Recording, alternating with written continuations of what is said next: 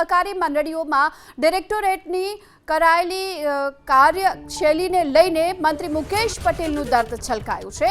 ડિરેક્ટરોએ મંડળીઓને વેપાર બનાવી દીધાની મુકેશ પટેલે વ્યથા ઠાલવી છે અને પશુપાલકોના હિતની જગ્યા પર ખોટો વેપાર કરનાર ડિરેક્ટરો સામે લાલ આંખની ચીમકી ઉચ્ચારી છે। ખેડૂતોના નામ પર ખાતર ખાઈ જનારા મંડળીઓનો પણ મુકેશ પટેલે પર્દાફાશ કર્યો છે।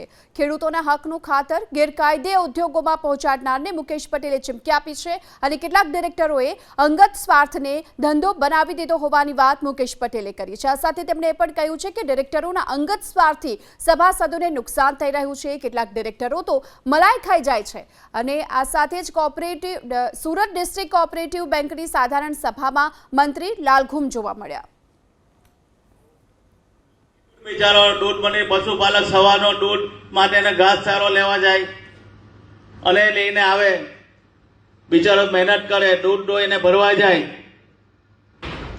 ને આપણા ડિરેક્ટરો મહારાષ્ટ્ર દૂધ લાવીને ત્યાં વેચે। ભાઈ શું કામ? એ તમારા પોતાના ધંધો, પર્સનલ ધંધો બનાવી દીધો છે, તમારા પોતાની કમાણી માટે ધંધો બનાવ્યો છે। એમાં મારા સભાસદોને શું ફાયદો થવાનો છે? ફાયદો ડિરેક્ટરોને થવાનો છે। પણ આવા લોકોને એક પણ લોકોને છોડવાના નથી માનસિંહભાઈ। સરકાર એની પાસે અમે 1100 મંત્રીનું ઓડિટ કરવા માટે સરકાર તરફથી સૂચના અપાઈ છે કે 1100 મંત્રીનું ઓડિટ કરો।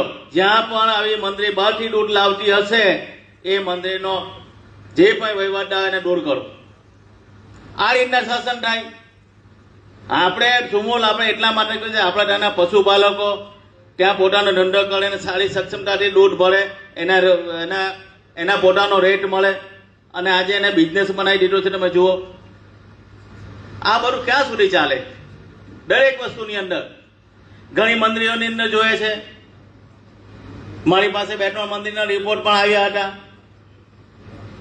કે યુરિયા ખાતર, ડીએપી ખાતર, લોકો આંદોલન કરી નીકળી પછી ખાતર નથી, ખાતર સરકાર આપતા નથી, ખાતર સરકાર આપે છે પણ સંદીપભાઈ ખાતર ભીખા કાકા ખેડૂતોના નામના ચિઠ્ઠા પડે અને જાય ઇન્ડસ્ટ્રીઝની અંદર, એ પણ અમે પકડ્યું છે। એ લોકોને પણ છોડવાના નથી।